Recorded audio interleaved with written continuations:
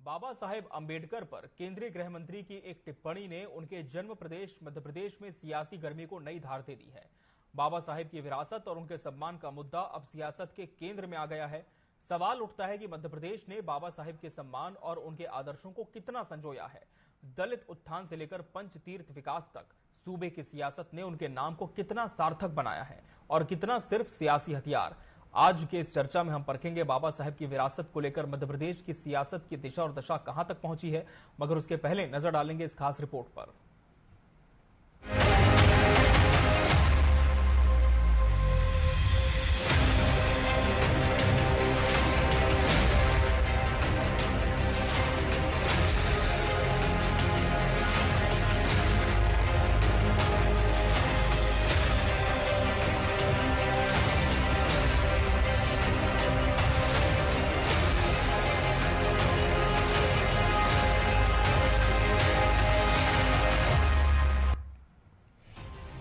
बाबा साहेब अंबेडकर एक ऐसा नाम जो सिर्फ संविधान निर्माता ही नहीं बल्कि दलितों और वंचितों की आवाज भी है। लेकिन अब उनकी विरासत और सम्मान को लेकर राजनीति की आग भड़क उठी है। गृह मंत्री अमित शाह के बयान ने इस बहस को और गर्मा दिया है। मध्य प्रदेश की राजनीति में कांग्रेस और बीजेपी के बीच आरोप प्रत्यारोप का सिलसिला तेज हो गया है। बीजेपी के प्रदेश अध्यक्ष वी.डी. शर्मा ने कांग्रेस पर हमला बोलते हुए पूछा कि आखिर क्यों कांग्रेस शासनकाल में बाबा साहेब को भारत रत्न नहीं दिया गया। शर्मा ने दावा किया कि बाबा साहेब का सम्मान सिर्फ बीजेपी ने ही किया है। ये अमित शाह है, उनके मन में बाबा साहब अंबेडकर के विचारों को प्रतिपादित करने के लिए उन्हें अपनी भूमिका निभाई है। लेकिन दुर्भाग्य है, जब जब देश के अंदर ऐसा हुआ है तब तब कांग्रेस अंग्रेजों की नीति पर चल करके कैसे डिवाइडेड रूल किया जा सकता है। लोकसभा के चुनाव में हुआ, एआई का उपयोग करके अमित शाह जी के बयान को कैसे तोड़ मरोड़ के प्रस्तुत किया गया। यूपीए 2 के शासन के दौरान 2012 में एनसीईआरटी की किताब में एक शर्मनाक चित्र में पंडित नेहरू को बाबा साहब अंबेडकर को कोड़े मारते हुए दिखाया गया। यह अपमान नहीं था।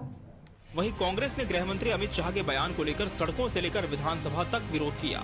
नेता प्रतिपक्ष उमंग सिंघार ने इसे दलित समाज का अपमान बताते हुए अमित शाह से माफी की मांग की। और लोकतंत्र की आवाज, हमारे कांग्रेस के सांसद, उनकी आवाज को रोका जा रहा है। इसी को लेके हम वापस चाहते हैं कि संविधान, भारतीय जनता पार्टी संविधान को बदलना चाहती है। उन कथनी और करनी में फर्क है।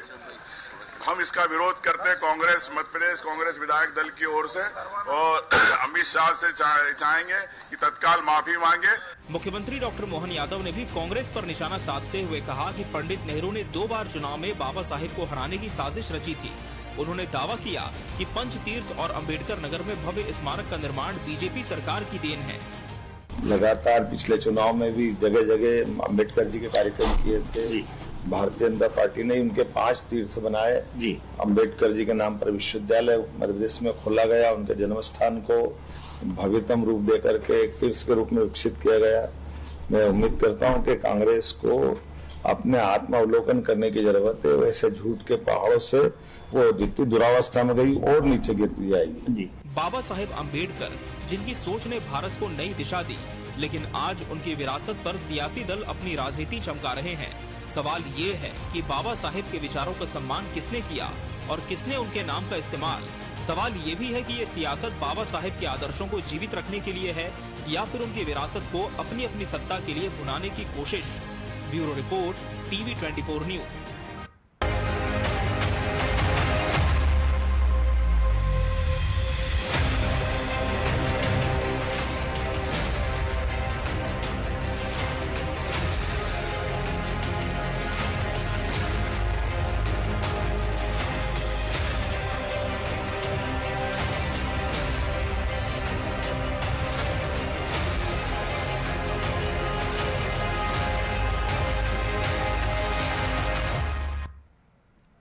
भीमराव भूमि पर वार पलटवार, आज इसी विषय पर हमारी चर्चा होगी। इसके लिए हमारे साथ खास मेहमानों का पैनल भी जुड़ चुका है। हमारे साथ बीजेपी प्रवक्ता डॉक्टर वाणी आलूवालिया जुड़ी हुई है। मैम, आपका बहुत बहुत स्वागत है इस चर्चा में। कांग्रेस प्रवक्ता रवि वर्मा जी प्रतिपक्ष का पक्ष रखेंगे। रवि जी, आपका भी बहुत बहुत स्वागत है। वरिष्ठ पत्रकार के शाइनी जी भी चर्चा का अहम हिस्सा है। शाइनी जी, आपका भी बहुत बहुत स्वागत है। वाणी जी, जिस तरह से एक पूरा बयान उसे किस तरह से पेश किया गया और उसके बाद कितनी सियासत हुई, ये तो सभी जानते हैं, लेकिन मध्य प्रदेश के संदर्भ में आप किस तरह से देखते हैं? क्या कांग्रेस इस पूरे बयान को मध्य प्रदेश में मुद्दा बना रही है? इसके पीछे किसी और तरह की सियासत आप देखती हैं? सबसे पहले आपके दर्शकों को नमस्कार और मेरे साथ श्री रवि जी, अमित जी, आपको सबको प्रणाम करती हूँ। देखिए, ध्रुवीकरण की राजनीति कांग्रेस हर मुद्दे, हर मोड़ पर अपना रही है। हम ये भी जानते हैं कि ये बहुत स्पष्ट है कि अंबेडकर जी जितना विद्वान उस दशक में और आज तक संसद में नहीं था, वो विद्वान ही नहीं थे, वो अपनी कुशलता के अनुरूप उन्होंने इस महान संविधान की रचना में अपना योगदान दिया था। बहुत ही पढ़े लिखे विद्वान व्यक्ति थे, साथ में उनका रास्ता और उनका जो निर्णय था वो केवल लोकतंत्र के लिए था और उसकी स्थापना के लिए था। देखिए, उनका जो विचार था वो है जस्टिस, इक्वालिटी एंड फ्रेटर्निटी, जो हमारे कॉन्स्टिट्यूशन में अंकित है, और आर्टिकल 17 उनके विचारों को बिल्कुल अंकित भी करता है और प्रदर्शित भी करता है।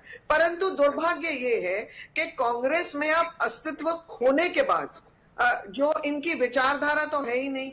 विचारधारा वो है जो इनके रागा विदेशी मूल्यांकनों के अनुसार यहाँ एक पपेट के जैसे बोलते हैं, और वो नीचे आप देखते हैं मध्य प्रदेश हो, कहीं भी हो, खासतौर पे इनकी जो मध्य प्रदेश का जो जमावड़ा है वो यहाँ पर उसे दोबारा वैसे ही एक कॉपी पेस्ट करके और उसके ऊपर और ध्रुवीकरण ऐड करके मिर्च मसाला डालकर पेश करता है। ये बहुत दुर्भाग्यपूर्ण है, क्योंकि कांग्रेस ने ये स्पष्ट और साफ निरंतर किया है कि वो कांग्रेस सनातन विरोधी, संविधान विरोधी, देश हित विरोधी, विकास विरोधी, महिला विरोधी और जनजातीय विरोधी, वो बिल्कुल तुष्टीकरण की राजनीति के बिल्कुल एपिसेंटर पे बैठी हुई है जी। अब आप ध्यान दीजिए कि जो इतिहास में दर्शित है और जिसमें ये स्पष्ट हमारे पास उसके प्रमाण भी है जी। जब अंबेडकर जी ने इस्तीफा दिया तो क्या उन्हें स्पीच देने दी थी? वो स्पीच आज उपलब्ध है और उसके अंश ये साफ दर्शाते हैं कि कैसे नेहरू परिवार ने उनके प्रति अहंकार और घृणा की भावना रखी थी। उनको कौन सा मंत्रालय दिया था, उन्हें क्या कार्य करने दिया था। जब भी कोई व्यक्ति इस्तीफा देता है संसद से, उसे एक स्पीच देने का अधिकार होता है। वैसे भी इतिहास था कांग्रेस का कि ना तो उन्होंने इन्हें सम्मान दिया जीवित होते हुए, ना उनके मरणोपरांत। हम ये भी जानते हैं कि जब अंबेडकर जी सदन में थे तो उन्हें कैसे कांग्रेस ने 2 बार 52 और 54 में तो बाई इलेक्शन में हरवाया। उसके बाद जब उनकी मृत्यु हुई तो उन्हें भारत रत्न तक नहीं दिया। जीवित होते हुए कांग्रेस के वरिष्ठ नेता, कभी आपने सुना है खुद को भारत रत्न देखते हुए? तो भाई ये तो हमारे पास प्रमाण है। जवाहरलाल नेहरू, इंदिरा गांधी जी ने ये साक्षात किया है। ये तो भारतीय जनता पार्टी की जब सिंह की सरकार थी तब ये पहल हुई थी भारत रत्न की। उसके बाद इनके स्मारिकाएं भी बनी है, चाहे वो मऊ में हो, लंदन में हो, दिल्ली में हो, नागपुर में हो, मुंबई में रहते हुए अपने सम्मान नहीं दिया और अब राजनीति कर रहे हैं। रवि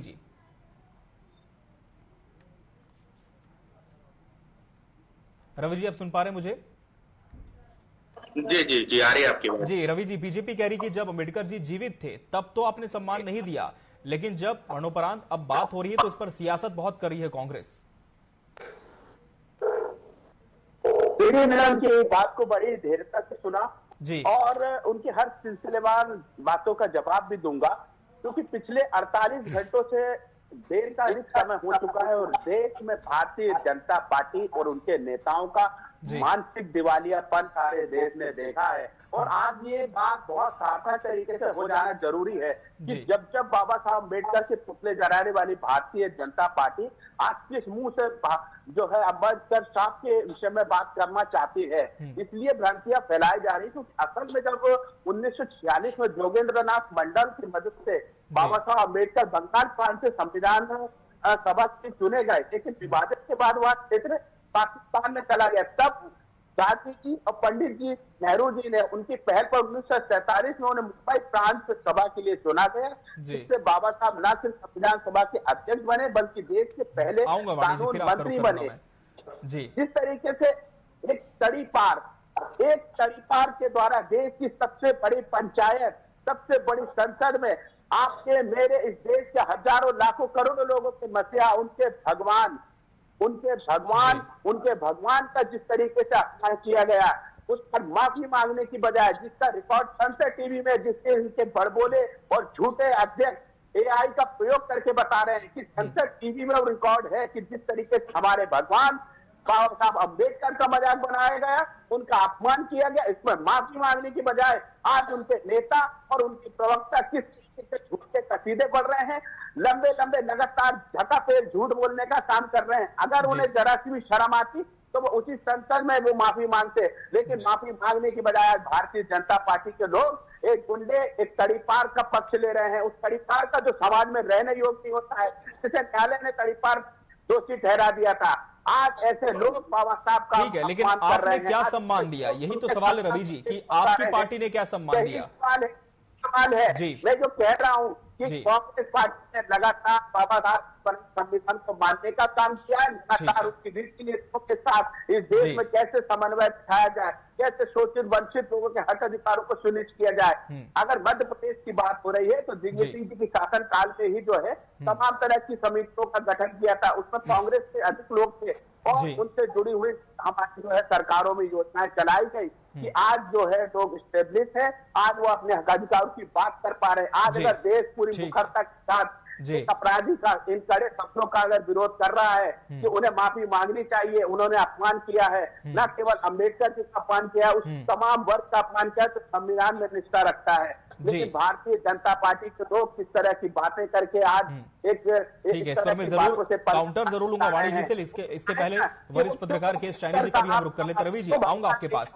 शाइनी जी, क्या वाकई बयान ऐसा था कि माफी मांगी जानी चाहिए बीजेपी की तरफ से, और किसने कितना सम्मान दिया? फैक्ट्स क्या कहते हैं? अमित जी, बाबा साहब अम्बेडकर जी के जो अगर सम्मान की बात करें तो सबसे पहले तो ये बात होती है कि अम्बेडकर के विचारों का कितना सम्मान किया गया।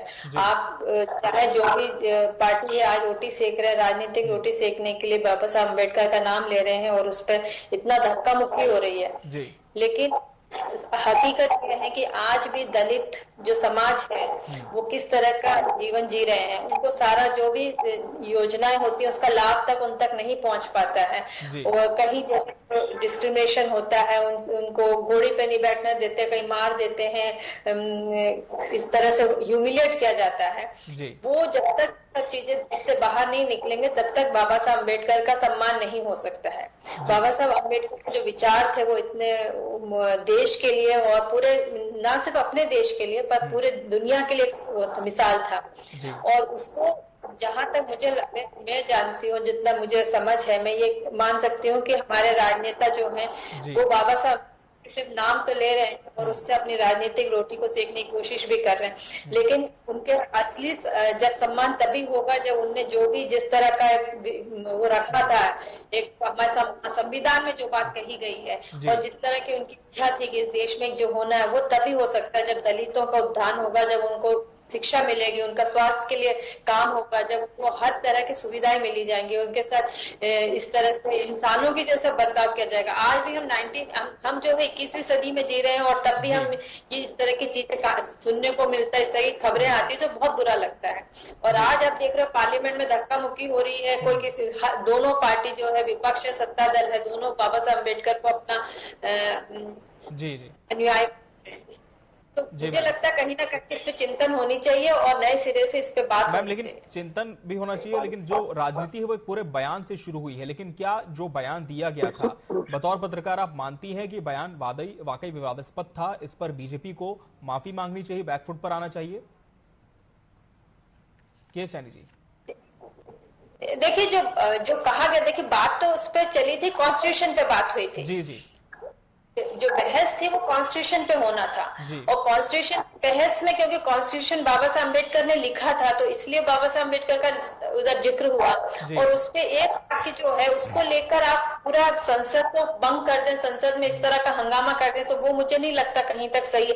जो भी था अगर उसमें गलत कहा गया तो उसी टाइम कांग्रेस को वहां पे उस मुद्दे को उठाकर पार्लियामेंट के अंदर ही इस पे डिबेट और वाद विवाद हो सकता था, उस पर बातचीत हो सकती थी, ना कि पूरे सदन को इस तरह से भंग करने का। तो मुझे लगता है अगर उसमें कहीं ना कहीं बाबा साहब अम्बेडकर को के नाम पे ठेस पहुंची है किसी को, तो वो पार्लियामेंट के अंदर डिस्कशन होना था उसका, ना कि मतलब पार्लियामेंट के बाहर इस तरह का एक जो सीन क्रिएट किया गया और जिस तरह हालात हुए वो एक बहुत ही निंदनीय परिस्थिति। बिल्कुल। डॉक्टर वाणी आलूवालिया जी, लगभग एक सप्ताह का समय हो गया है, लेकिन अभी भी इस बयान को लगातार हम देख रहे हैं कांग्रेस एक टूल की तरह इस्तेमाल करिए, लगातार हमलावर है आप पर। लेकिन क्या आप मानती हैं कि वाकई बयान में कुछ ऐसा था जिसे गलत समझा गया? और जैसा कि कांग्रेस प्रवक्ता रवि वर्मा जी भी कह रहे थे कि हमने अंबेडकर जी को सम्मान दिया, सबसे पहले ये हमने अग्रसर किया उनसे कि जो संविधान है उसका शब्दशः पालन किया जाए, तो क्या बीजेपी संविधान का पालन नहीं कर रही है?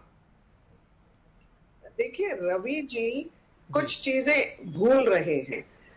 कांग्रेस की जो मिथ्या है, राम मंदिर के भी मिथ्या थी, अंबेडकर जी के सम्मान की भी मिथ्या है, और ये जो बातें कर रहे हैं ये तो साफ स्पष्ट इतिहास में दर्जा ही नहीं गया है, ये तो इनकी चिट्ठियों से दर्शाया जाता है। इन्होंने जो चिट्ठियां लिखी हैं उनका प्रमाण है, और ये इसका क्यों इस्तेमाल करना चाहते हैं? कहीं ना कहीं कांग्रेस एक कोई मुद्दे का घोड़ा बना लेती है और उस पर सवारी करना चाहती है, क्योंकि मुद्दाहीन, लक्ष्यहीन और सबसे बड़ा नेतृत्वहीन कांग्रेस पार्टी है। इनके युवराज को ये बार बार लॉन्च करने का कोई मुद्दा ढूंढते हैं और वो सिर और मुंह के बल गिर जाते हैं और इनके मुद्दे फेल हो जाते हैं, और इसका जवाब पूरे देश में इनको हर राज्य में जनता दे रही है। जनता इनके मुद्दों को समझ रही है, जनता इनकी दिशा और इनकी नीति और इनकी नियत को भी समझ रही है। इसलिए जनता निरंतर महाराष्ट्र,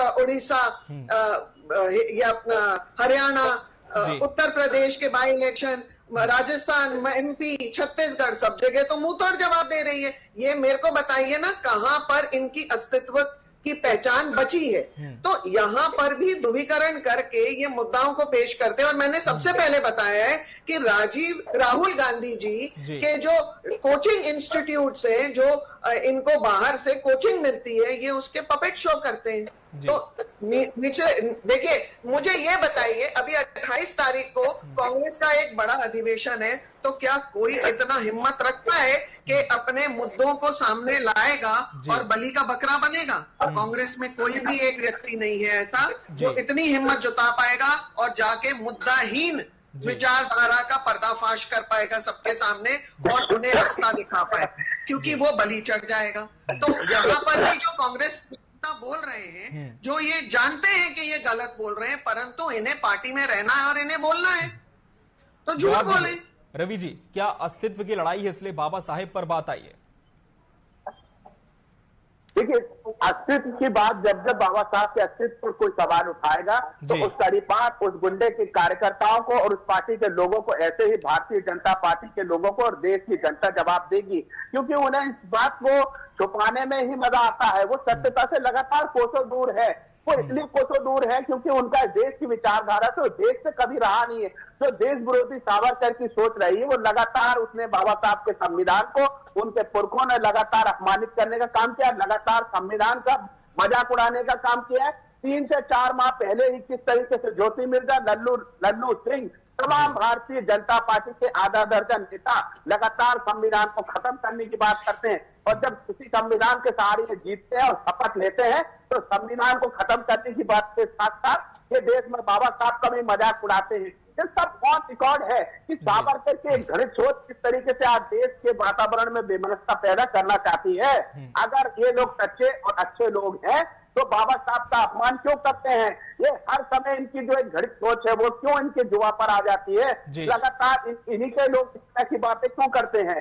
हम तो अंबेडकर को मानने वाले लोग हैं, हमने उनको जीवन पर आत्मसात किया है, और अगर उनके दिए आरक्षण की बदौलत है कि मुझसे साधारण घर परिवार का बेटा कांग्रेस पार्टी के पहली पंक्ति का प्रवक्ता बनकर आज इस बात को रख रहा है, ये हमें अम्बेडकर ने अधिकार दिया है। अगर भारतीय जनता पार्टी और आरएसएस का कोई व्यक्ति बता दे कि उनका कोई दलित प्रवक्ता हो तो नहीं होगा। वो बता दें कि किसी दलित को उन्होंने आरएसएस का प्रमुख बनाया हो तो नहीं बनाया होगा। वो बताएं कि आरएसएस का कोई प्रमुख नेता हो जो दलित परिवार से आता हो, जो पहली पंक्ति का नेता हो, नहीं होगा। ये जवाब दीजिए वाणी जी, पार्टी में कितना मान दिया है दलितों को? जवाब दीजिए वाणी जी। ठीक है, जवाब ले लेते हैं, शायनी जी का रुख करेंगे। की बात करते हैं डॉक्टर वाणी जी, जाते हैं संविधान को खत्म करने की बात करते हैं। ठीक है, जवाब ले लेते हैं, फिर शायनी जी का रुख करेंगे। डॉक्टर वाणी आलूवालिया जी, कांग्रेस कह रही कि हमने तो दलितों को सम्मान दिया, पार्टी में पद तक दिए, लेकिन बीजेपी ने सिर्फ टिप्पणी की, कभी मान नहीं दिया। सम्मान करने के बाद क्या माफी नहीं मांग सकते? क्या माफी मांगने में अमित शाह छोटा हो जाएगा? जी वाणी जी, आप मुझे सुन पा रही हैं?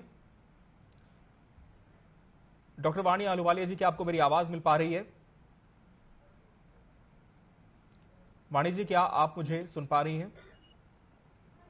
चलिए, इनसे फिर से हम संपर्क करने की कोशिश करते हैं कि शाइनी जी का रुख कर लेते हैं। शाइनी जी, दोनों ही पार्टियों की यदि हम स्थिति देखें तो वर्तमान में क्या आप मानती हैं, किस पार्टी ने सबसे ज्यादा दलितों को सम्मान दिया है, मान दिया है, या सिर्फ कागजों में बातें हैं? अमित जी, ये दोनों पार्टियां सत्ता और जो विपक्ष में हैं, दोनों अपने अपना क्लेम करेंगे कि हमने जो अम्बेडकर के सम्मान दिया है। ये तो ये एक ऐसा विषय है जिसपे हम ये नहीं कह सकते कि इनने ज्यादा दिया उनने कम दिया है। लेकिन बात यह है कि धरातल पे क्या दिखता है। सिर्फ कागजों पे ये बात कहना या हमने मूर्ति बना दी, यहाँ पे हमने म्यूजियम बना दिया, ये तो एक चीज है। उसके अलावा जो है उनके विचारों को सम्मान देने की बात कर रहे हैं। जो बाबा साहब के विचार क्या थे, वो क्या चाहते थे, किस तरह का देश देखना चाहते थे, क्या आज के दिन अगर बाबा साहब अम्बेडकर देश देखें, क्या यही उनका सपना था, इस तरह के देश देखना चाहते थे? तो जो दलित है, जो पिछड़े हैं, जो शोषित हैं, उनको उनके अपलिफ्टमेंट के लिए बाबा साहब ने पूरे जिंदगी संघर्ष किया है। उनके लिए उनकी जो किताबें अगर आप पढ़ोगे, उनके जो विचार है जो उसमें दिखाया गया है, जो रास्ता दिखाया गया, उस रास्ते पे लेके जाना ये आज हमारे राजनेताओं का कर्तव्य है। तो मुझे लगता है कहीं ना कहीं, चाहे विपक्ष हो चाहे सत्ता पक्ष हो, कहीं ना कहीं वहां पे विफल हुई। आज भी हमारे दलित भाई बहन जो है वो जिस तरह से परेशान और शोषित हो रहे हैं, जो उनको जिस तरह के मानवीय जो अधिकार है वो तक वंचित है, तो वो एक तरह से बहुत निंदनीय, दुखद है ये चीज। शाइनी जी, क्या मध्य प्रदेश के संदर्भ में भी आप ये स्थिति देखती हैं?